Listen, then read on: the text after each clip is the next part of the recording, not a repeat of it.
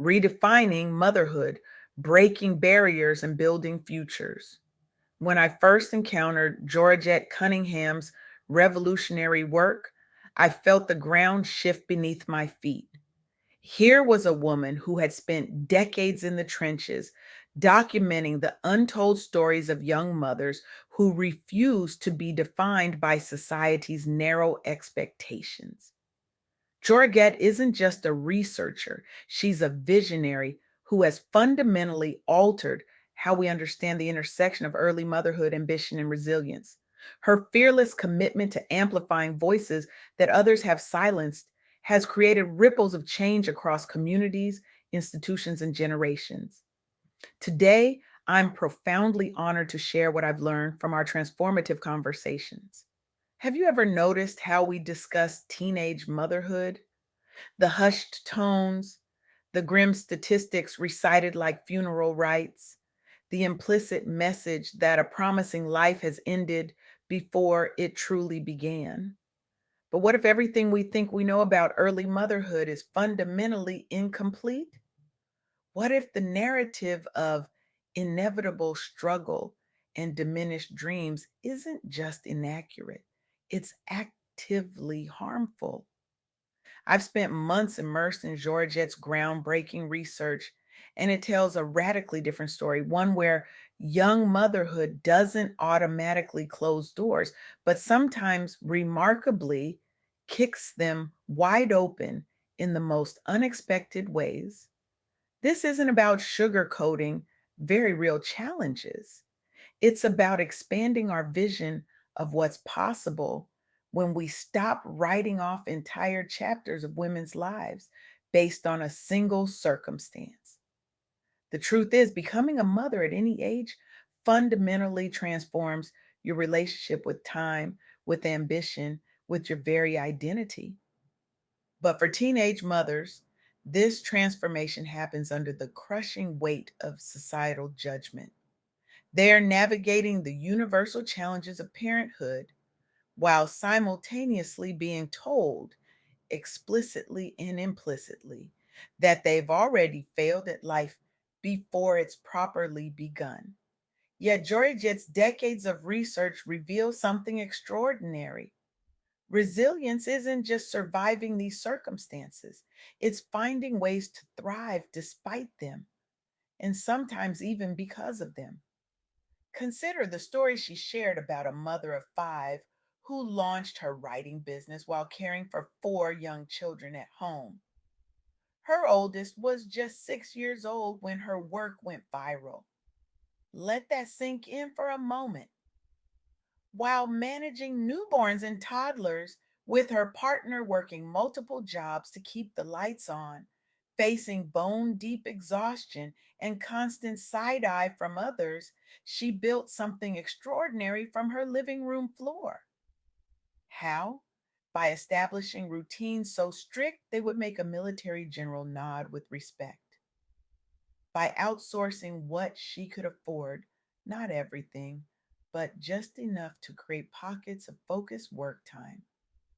By leveraging digital platforms that allowed her to grow an audience without finding childcare she couldn't afford. The year she gave birth to her fourth child, yes, her fourth, was the same year her business became profitable. She eventually appeared on Good Morning America while people around her were still questioning whether she was trying to do too much. This isn't an anomaly or a feel good exception to the rule. It's evidence of something Georgette has documented repeatedly. Success as a teenage mom isn't just theoretically possible, it's happening right now in living rooms and at kitchen tables across the country. But it demands a particular kind of resilience and adaptability that deserves our recognition, not our pity.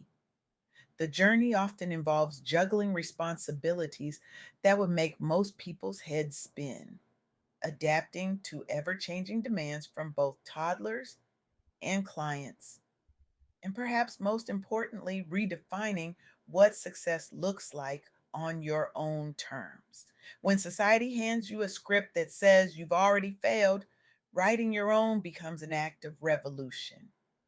But here's what we rarely discuss: the emotional toll of navigating these waters.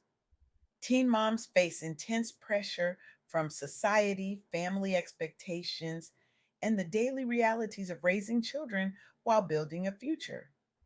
The weight of judgment alone can be paralyzing. This is why Georgette emphasizes that grace and self compassion aren't luxuries for these mothers, they're essential survival tools. Understanding that exhaustion, confusion, and overwhelm are part of the process, not evidence of personal failure, can be the difference between giving up and finding the strength to keep moving forward. I'm reminded of Maya Angelou's powerful words: I can be changed by what happens to me, but I refuse to be reduced by it. The mothers in Georgette's research embody this principle daily. They refuse reduction, they insist on expansion, they demand growth. But resilience alone isn't enough. Practical skills matter profoundly. Georgette shared another illuminating story about financial literacy and its multi generational impact. A financial planner who grew up without privilege herself now intentionally teaches her teenage son about money management by requiring him to work summer jobs, not because they need the income, but because she understands that negotiation skills and workplace dynamics are learned through experience, not lectures. The outcome? Her son is developing confidence negotiating with employers, a skill transferable across careers, and understanding compounding savings early in life. This approach models how intentional parenting decisions shape generational outcomes around self sufficiency, a crucial lesson for any parent starting out young. For teenage mothers specifically, focusing on developing practical skills such as financial literacy, negotiation, time management, and entrepreneurship sets them up not just for survival, but for genuine growth and stability. When you're starting from behind, these skills aren't optional, they're the foundation upon which everything else is built. What strikes me most about Georgette's research is how it challenges our assumptions about intergenerational outcomes.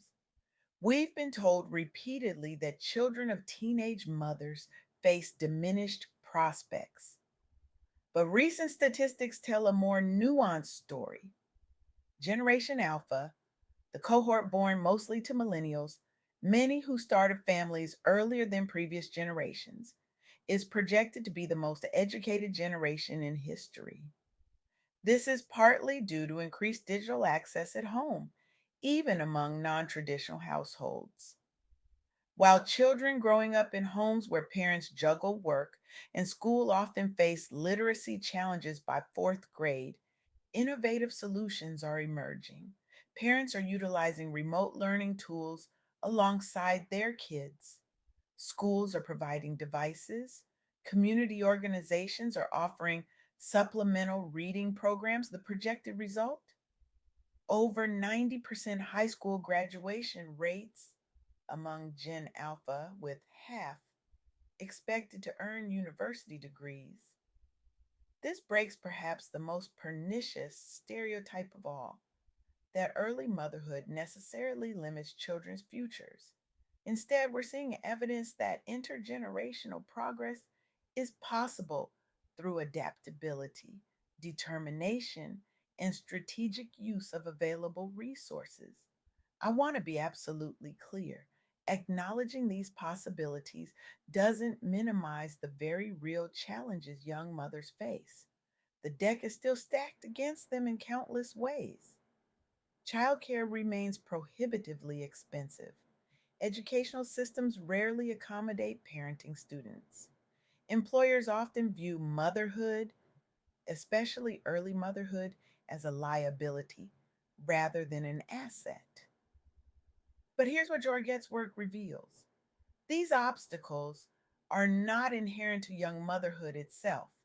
They're the result of policy choices, cultural attitudes, and systemic failures that we have the power to change. Imagine if we redirect the energy we spend judging young mothers toward creating systems that support them instead. What if affordable childcare was universally available? What if educational institutions were designed with parenting students in mind? What if employers recognized the extraordinary time management and, and multitasking skills that parenthood develops? The stories Georgette has documented show us what's possible even without these supports in place. They're testaments to human resilience and ingenuity, but they also reveal how much potential we're leaving untapped by failing to invest in these mothers and their children. This isn't just about individual success stories, it's about recognizing that when we write off teenage mothers, we're writing off a significant portion of our collective future. We're accepting unnecessary limitation when we could be fostering extraordinary possibility instead. So, what can we do? If you're a young mother yourself, Joregette's research offers several clear pathways forward. First, give yourself grace. Understand that exhaustion and overwhelm are part of the process, not the evidence of failure. The mothers who thrive aren't the ones who never struggle, they're the ones who learn to work with their struggles rather than against them. Second, focus relentlessly on skill building beyond mere survival: financial literacy, time management, negotiation. These practical capabilities create the foundation for everything else. Third, leverage technology strategically. Digital platforms can allow you to build skills, find community, and even develop income streams without leaving your children. Fourth, model resilience and learning for your children. The mother writing during nap times wasn't just building a business, she was showing her children what persistence looks like in real time. If you're not a young mother but want to support those who are, your role is equally important. Challenge your assumptions about what's possible. When you encounter a teenage mother, resist the urge to lower your expectations. Offer the same opportunities, encouragement, and belief you would to anyone else. Advocate for systemic changes that support all parents: affordable childcare, flexible education options, workplace policies that accommodate family responsibilities. I stand before you today with a challenge. Look around your community. Find the young mothers who are defying expectations, who are writing new stories with their lives. And then ask yourself, what am I doing to amplify their voices? What am I doing to clear obstacles from their paths? What am I doing to ensure that their children inherit a world that sees their mother's early parenthood not as a mistake to be overcome, but as a different and equally valid path to contribution and fulfillment? The future belongs to those who refuse limitation, who insist on possibility, who rewrite narratives of predetermined failure into stories of unexpected triumph. That future can be ours, but only if we have the courage to imagine it and the determination to build it. One policy change, one supportive conversation, one shattered stereotype at a time. The question isn't whether teenage mothers can succeed. Joregette Cunningham's work proves beyond doubt that they can and do. The real question is whether we will finally recognize our collective responsibility to ensure that they don't have to do it alone.